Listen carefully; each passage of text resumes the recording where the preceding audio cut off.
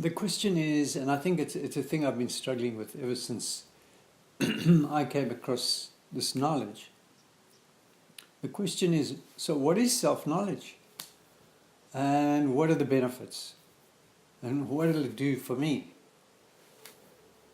In our lives, we've got two types of knowledge, basically relative knowledge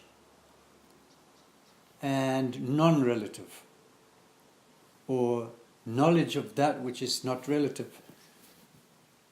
So, and I'm not trying to get all clever, and I don't want to get too involved and technical, but so when we come and we're born in the world, and most of us are all involved in the relative world, the world relative to ourselves, it's all relative knowledge. So knowledge about the world, and then we're all experts and PhDs. We all got doctorates in our relative knowledge about the world and our experience of it. But when it comes to the non-relative knowledge, we haven't got a clue.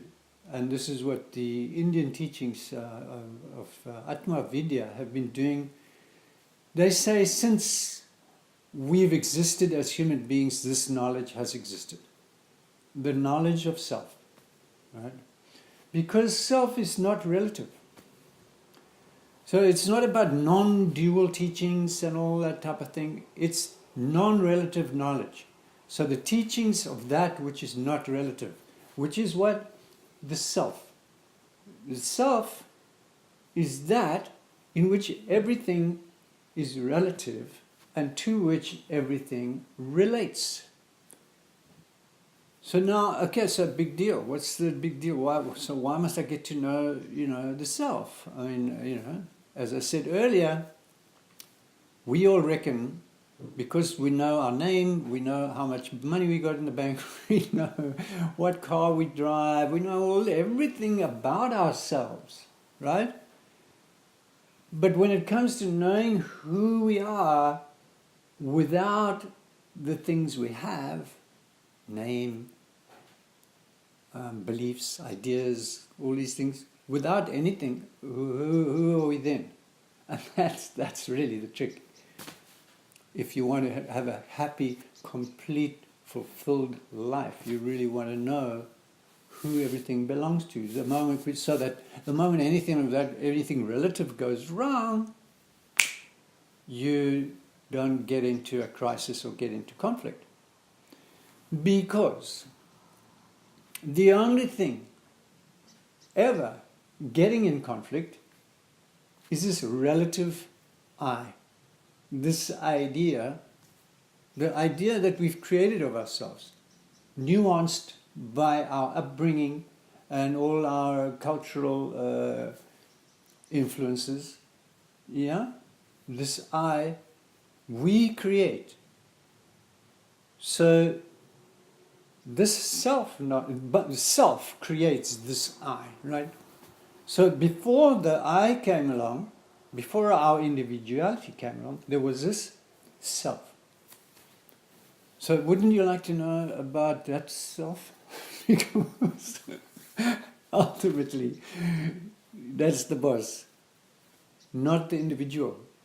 So anytime we get into a mess or into conflict, the only thing creating all the psychosis and getting in conflict and a mess is this individuality. That's all. That's been a creation of our own making, which is relative to us. So the knowledge of self is non-relative knowledge. The non-relative teachings. In the tradition it's called Paravidya. That which is not relative, beyond relativity. And so that's what it is. And obviously that includes happiness and completeness. The teachings are very clear that we are already the happiness and the completeness before we take on any ideas, any beliefs, any conditioning. So the teachings of Atma Vidya have always come in when the person getting into crisis wants to slowly wake up to the nature of who they are. And it's a specific methodology that slowly but surely resolves the question of this I, resolves the question of the human being, resolves the question and by pointing out the truth. And this is what self-knowledge has always done. And this has always been the tradition. So whenever we've got into any conflict and questioned the nature of ourselves as human beings throughout time, we've always been able to go to the Upanishads for the answers. And these Upanishads, the answer has always been revealed by the teacher of self-knowledge. Thank you very much for listening. Hope you join us on our next course online, which is being sent out. All the information is being sent out. Thank you.